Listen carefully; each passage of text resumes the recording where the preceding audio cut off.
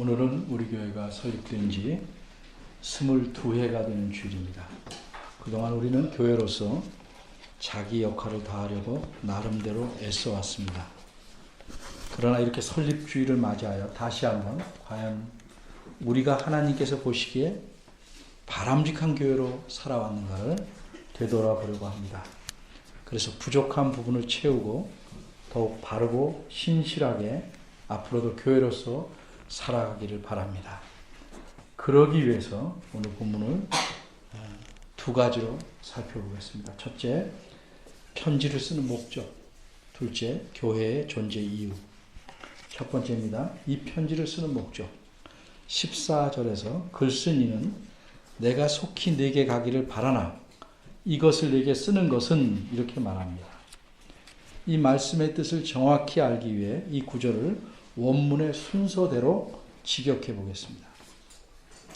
이것들을 너에게 내가 쓴다. 너에게 속히 가기를 바라면서. 따라서 14절의 의미를 풀어보면 이렇습니다. 글쓴 이는 이 글을 받는 사람에게 가급적 빨리 가고 싶어 합니다. 만일 빨리 갈 수만 있다면 정말 좋겠지만 지금으로서는 갈 수가 없으니 우선 이 글을 써보낸 것이라고 말합니다. 그럼 여기서 이 편지를 쓰는 이는 누구고 누구에게 쓰는 것일까? 오늘 설교하는 본문이 들어있는 이 편지는 디모데전서입니다. 디모데전서 1장 1절에 보면 그리스도 예수의 사도된 바울은 이렇게 말씀이 있습니다.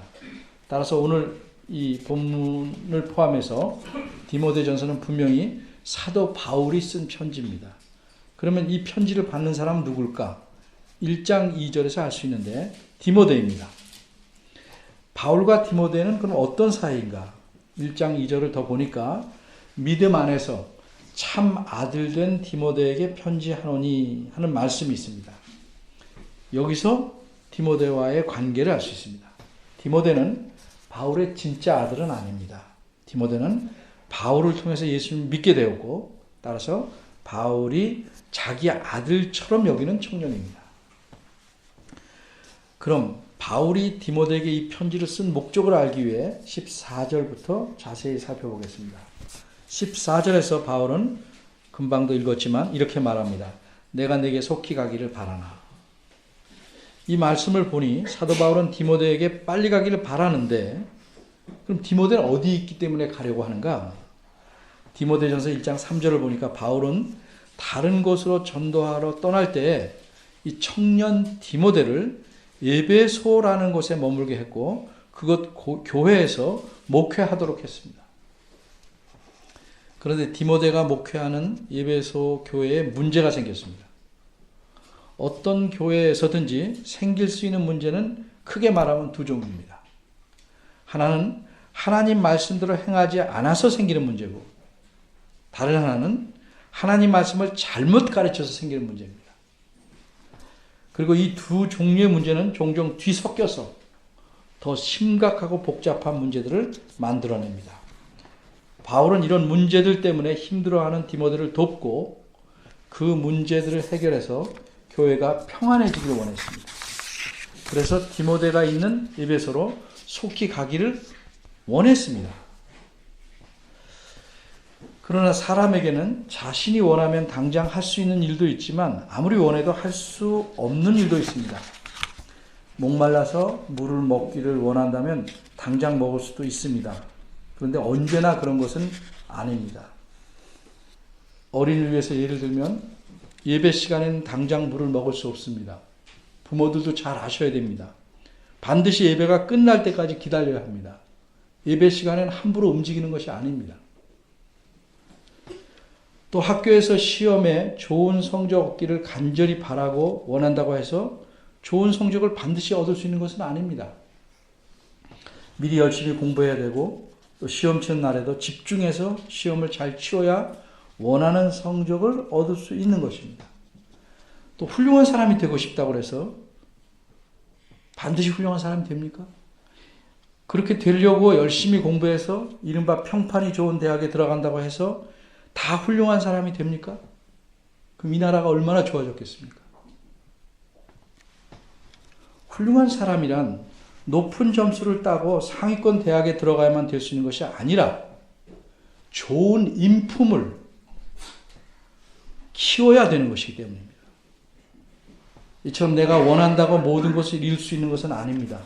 그래서 성경에서는 이렇게 강조합니다. 사람이 마음으로 자기의 길을 계획할지라도 그의 걸음을 인도하시는 이는 여호와시니라.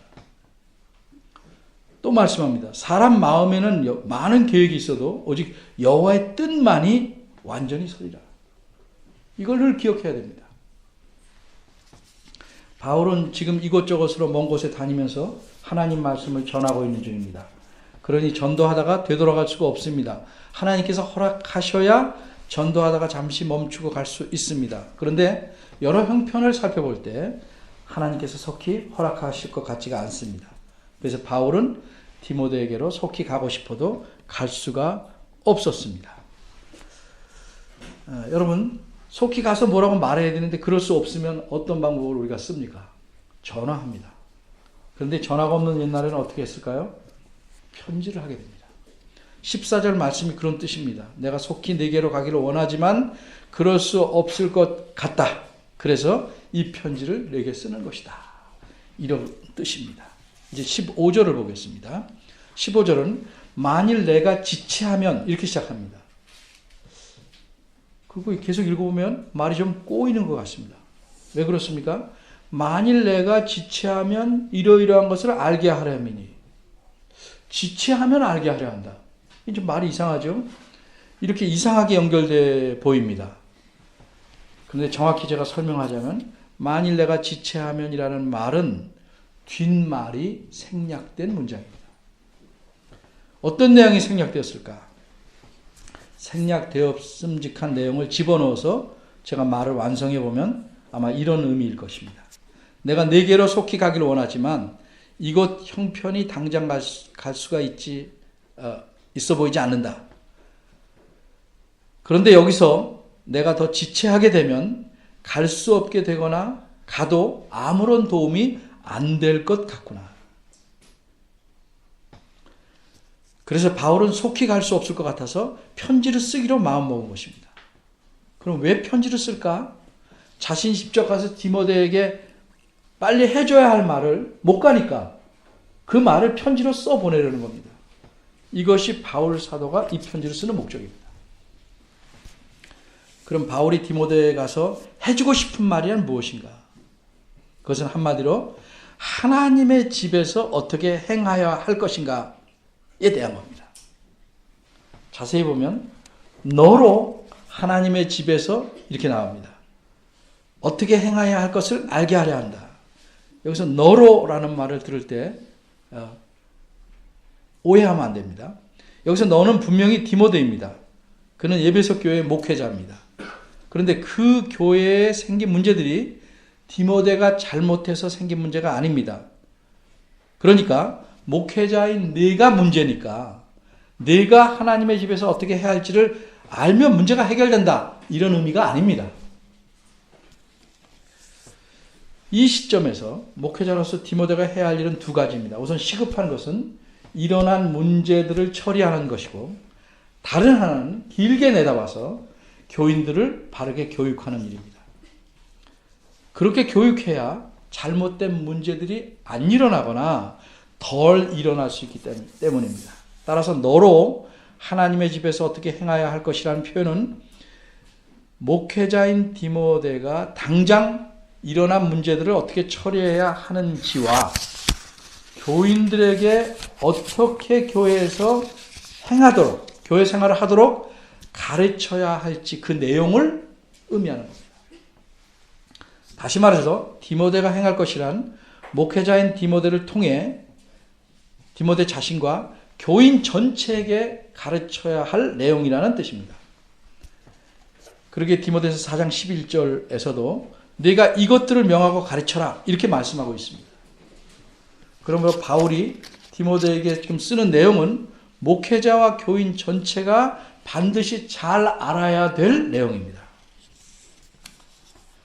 그럼 에베소 교회에서 문제가 된 것, 문제로 일어났거나 앞으로 에베소 교회뿐만 아니라 모든 교회에서 생길 수 있는 문제들이 무엇인지 이 디모데전서를 통해서 몇 가지 예를 들어보겠습니다. 우선 큰 문제 중에 하나는 아무나 집사가 되려고 합니다. 돈 좀 있으면 자기가 장로하겠다고 합니다. 그럼 목회자는 그 교인이 떨어져 나갈까 봐 그런 사람을 집사 되게 하고 장로 되게 합니다. 절차는 그렇게 만듭니다. 그런데 디모데전서 3장 8절 앞에서 뭐라고 했습니까? 단정하고 일구이연하지 않고 더러운 이익을 탐하지 않아야 집사가 될 수 있다고 말합니다. 대접상으로 또는 인정에 이끌려서 목회자가 집사 직분을 주지 말고 또 여러분들이 그런 사람을 뽑지 말고 10절에 보면 먼저 시험해보고 책망할 것이 없어야 한다고 말씀합니다. 완전할 수는 없지만 이 기준은 맞아야 된단 말이죠. 그런데 이렇게 성경 말씀대로 직분을 주는 일, 우리 교회에서는 뽑는 일, 옛날이나 지금이나 만만치 않은 일입니다. 인정의 얽매입니다. 그래서 디모데전서 2장 18절에는 뭐라고 충고했습니까? 선한 싸움을 싸우라. 이렇게 충고합니다. 싸울 만큼 힘든 일입니다. 뿐만 아니라 게다가 아직 여물지도 않은 자들이 목회자가 되겠다고 덤벼듭니다. 어떤 이는 돈을 유난히 좋아하면서 목회자가 된다고 합니다. 자녀들을 바르게 가르치지도 못하면서 목회자가 되겠다고 합니다.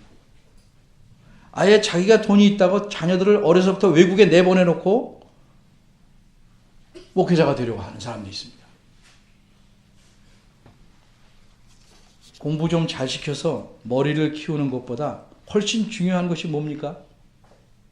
자녀의 마음을 곧고 넓게 만드는 일입니다.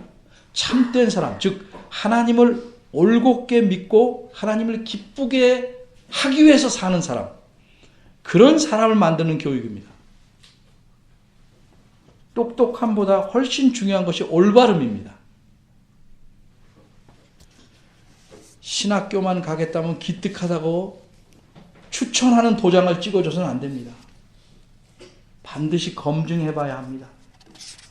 디모데전서 3장 3절에는 돈을 사랑치 아니하며 자기 집을 잘 다스려 자녀들로 모든 단정함으로 복종케 하는 자라야 목회자가 될 수 있다고 말씀합니다.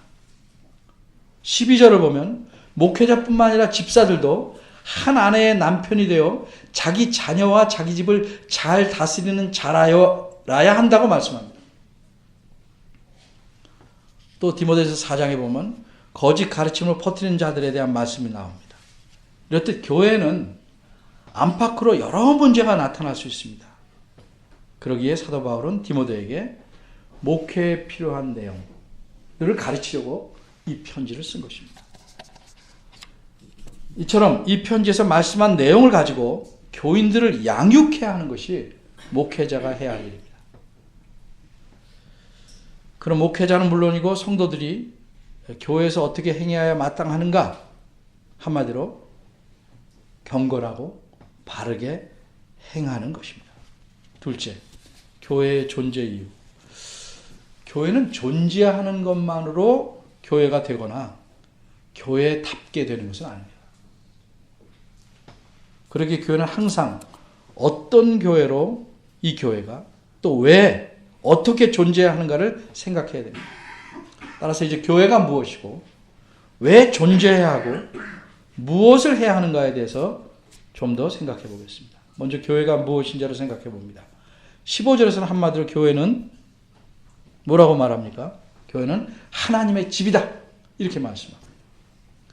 여기서 집이란 건물을 가리키는 것이 아니고 그 집에 속한 사람들을 가리킵니다. 이 집이란 말이 3장에서는 벌써 4절, 5절, 12절에 나오는데 모두 다 표현하기를 집을 잘 다스린다는 것을 표현합니다. 만약 이것이 건물만을 의미한다면 집을 잘 관리하여 이렇게 말하는 것이 타당한데 다스린다는 말을 사용했던 건 뭡니까? 그것은 집은 사람들을 가리킨다는 사실을 보여주는 겁니다. 특별히 3장 5절에 보면 사람이 자기 집을 다스릴 줄 알지 못하면 어찌 하나님의 교회를 돌아보리요, 이런 말씀합니다. 자기 집과 하나님의 교회 모두 사람들을 가리킵니다. 그런데 자기 집하고 하나님의 교회를 대조시킨 걸 보니까 하나님의 교회라고 할 때는 개개인, 각 가정이 아니라고 사람들이 모인 무리를 뜻합니다. 성도는 각 사람 누구나 교회에 속해 있는 것이지만 교회라고 말하려면 적어도 두세 사람이 함께 모여야 하는 것입니다. 그러니까 오늘 본문에 나온 하나님의 집에서라는 말씀은 성도가 함께 교회로 모였을 때, 그게 가정에 모이든 교회당에 모이든 간에 성도가 함께 모였을 때 그 교회를 가리키는 것입니다. 따라서 오늘 본문에서 어떻게 행하여야 할 것이란 말은 개개인의 생활에서 취할 행동에 초점이 있는 것이 아니고 교회라는 공적 모임에서 취할 행동을 초점에 맞추고 있는 겁니다.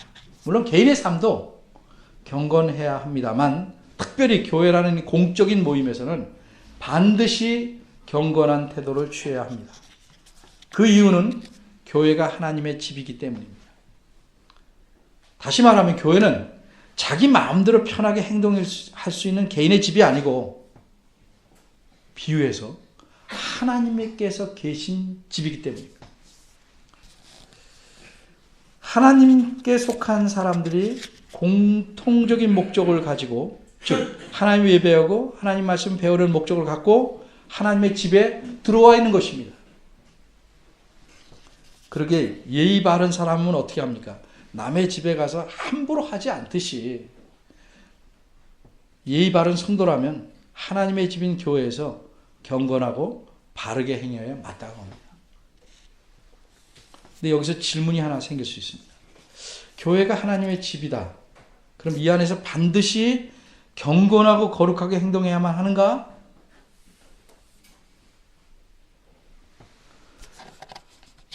경건이라는 말, 거룩하다는 말을 자꾸 오해해서 엄숙하고 표정이 굳고 이렇게 생각하면 안 됩니다. 마음의 문제입니다. 15절 후반절은 하나님의 집에 대해서 좀 더 분명하게 설명합니다. 이 집을 가리켜 살아계신 하나님의 교회라고 말합니다. 믿는 사람들이 모이면 교회라고 해서 그 교회가 믿는 사람들의 것이 아닙니다. 교회는 믿는 사람들이 자기들의 의기가 투합하면 마음대로 움직여갈 수 있는 그런 모임이 아닙니다. 교회는 하나님의 것입니다. 그런데 하나님을 표현할 때 살아계신 말을 덧붙여 표현한 것은 특별히 에베소 지역의 상황 때문입니다. 그 당시 에베소는 우상의 도시입니다. 아데미라는 신이 있는데 다른 말로는 다이아나입니다. 다이아나라는 여신이 있는데 그 여신이 그 도시를 좌지우지하는 여신입니다. 그런데 정말로 그런 여신이 에베소를 제 마음대로 하는 것이 아니고 사람들이 그렇다고 믿는 것뿐입니다.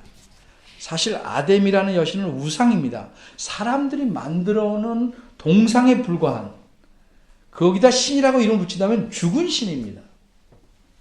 손이 있어도 올릴 줄 모르고 발이 있어도 움직일 줄 모르고 눈, 귀, 입이 있어도 전혀 보거나 듣거나 말할 줄 모르는 그저 동상일 뿐입니다.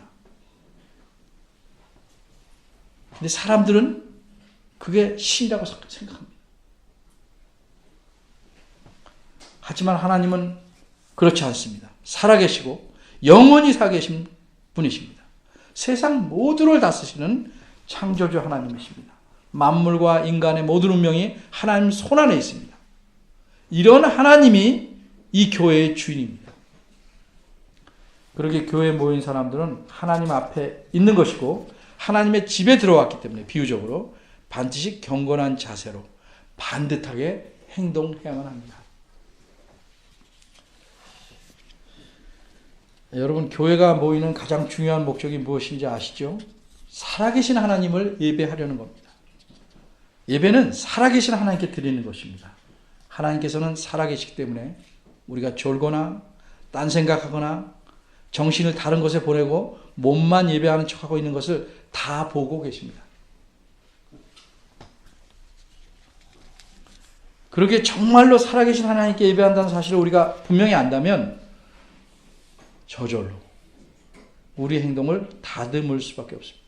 CCTV 앞에서도 우리가 행동을 조심하지 않습니까?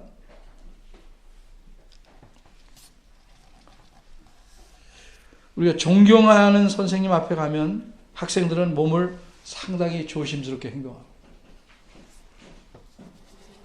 그런데 하나님 앞에서는 보이지 않는다고 제멋대로 합니다. 어린아이가 자기 얼굴에 손 가리고 나 없다 하듯이 내가 못 본다고 하나님께서 안 계신 것이 아니고 못 보시는 것이 아닙니다. 정말 살아계신 하나님 앞에 나온 것이라고 우리가 생각한다면 혹 어쩔 수 없이 예배 시간에 늦는 경우에도 어떤 태도를 취해야 합니까? 정말 송구스러워서 들어올 때부터 매우 조심스럽게 들어와야 하지 않겠습니까? 떳떳하고 당당하게 들어올 수는 없는 것입니다. 학기가 시작되면 초등학생들이 문방구에 물건 사러 막 몰려가서 시끌벅적하듯이 하나님의 집에서 그렇게 행동하는 것은 올바른 태도는 아닙니다. 15절 마지막 부분에서는 교회를 진리의 기둥과 터라고 말씀합니다. 어떤 좀 예리한 분은 이렇게 말할 수 있습니다. 어째서 교회가 진리의 기둥과 터냐? 오히려 진리가 교회의 기둥과 터지라고 말씀합니다. 일리 있는 말씀입니다. 여기서 진리는 당연히 하나님의 말씀을 가리킵니다. 교회는 하나님 말씀 위에 세워지고 그 말씀을 의지해서 자라나는 것이므로 진리가 교회의 기둥과 터라는 말씀이 옳습니다. 그런데 오늘 본문에 있는 교회가 진리의 기둥과 터라는 말씀은 그럼 틀렸는가? 그렇지 않습니다.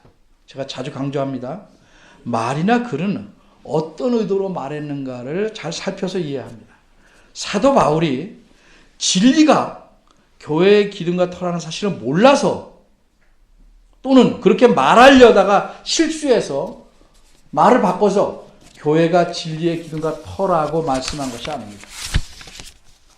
분명히 알고 교회가 진리의 기둥과 터라고 말씀했습니다. 무슨 뜻입니까? 이 뜻을 말씀하기 전에 제가 한 가지 예를 듭니다. 어린아이들도 다 아는 사실은 이것입니다. 태양은 가만히 있고 우리가 살고 있는 지구가 태양을 돌고 있다는 사실입니다. 이게 과학적으로 맞는 사실이죠. 그런데 우리는 아침에 해를 보면 해가 떠오른다 말합니다.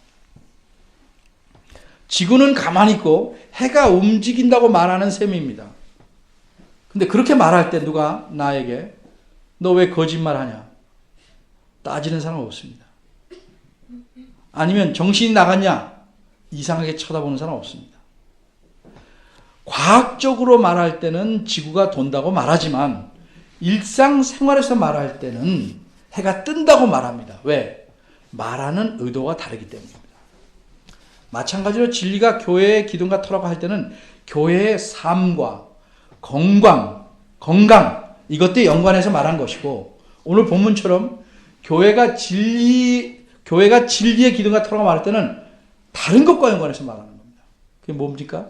교회의 할 일과 연관해서 말하는 겁니다. 교회의 역할, 즉 교회의 사명과 연관해서는 교회가 진리의 기둥과 터라고 말하는 겁니다. 교회가 진리의 기둥과 터로 존재하는 것, 이것이 교회가 이 땅에 존재해야 되는 이유입니다.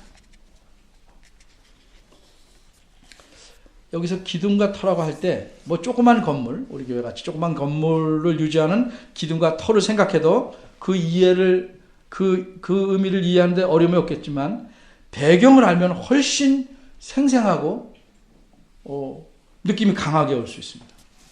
예를 들면 그림책을 갖고 호랑이를 설명해도 호랑이가 어떠한 동물인지 알 수 있습니다. 근데 실제로 동물원에 가서 호랑이를 가까이 보면 훨씬 생생하게 느낄 수 있는 것과 마찬가지입니다. 물론 호랑이를 그런 일이 거의 없겠지만 깊은 산속에서 만나면 말할 수 없이 소름 끼치도록 생생하겠죠.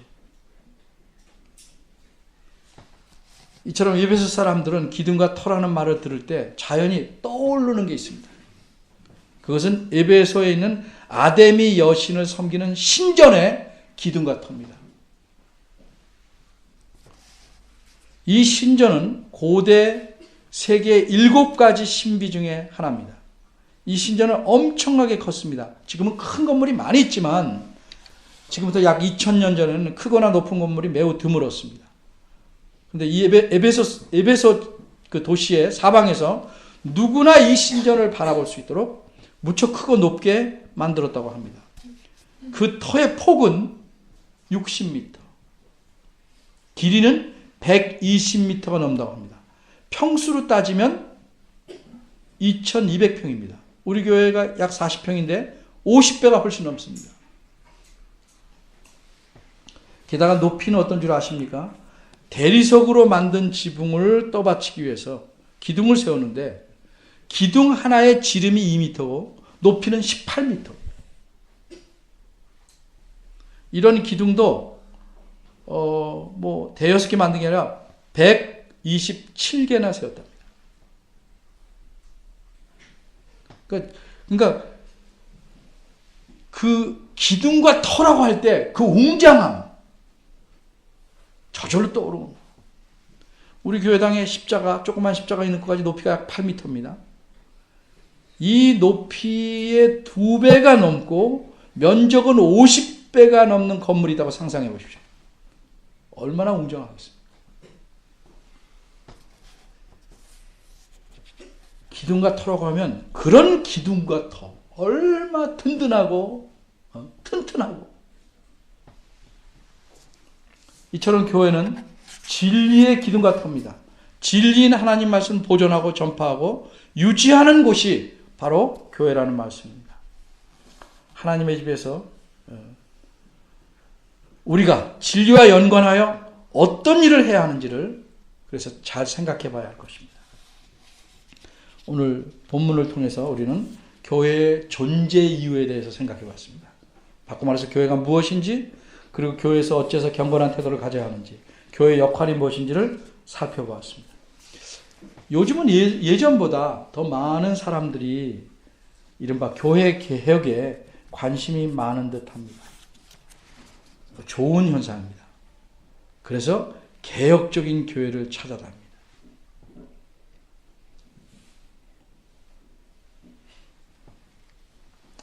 그런데 한편으로 쓸쓸하고 안타깝게 느끼는 것은 교회와 자기를 별개로 생각하고 있는 것처럼 보입니다.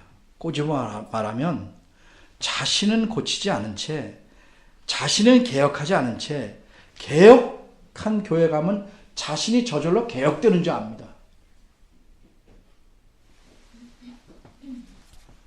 교회에 와서 예를 들어서 계속 졸고 계속 공부 안 하고 이 교회 다니면서 무엇이 다른 교회 다닌 것보다 낫겠습니까?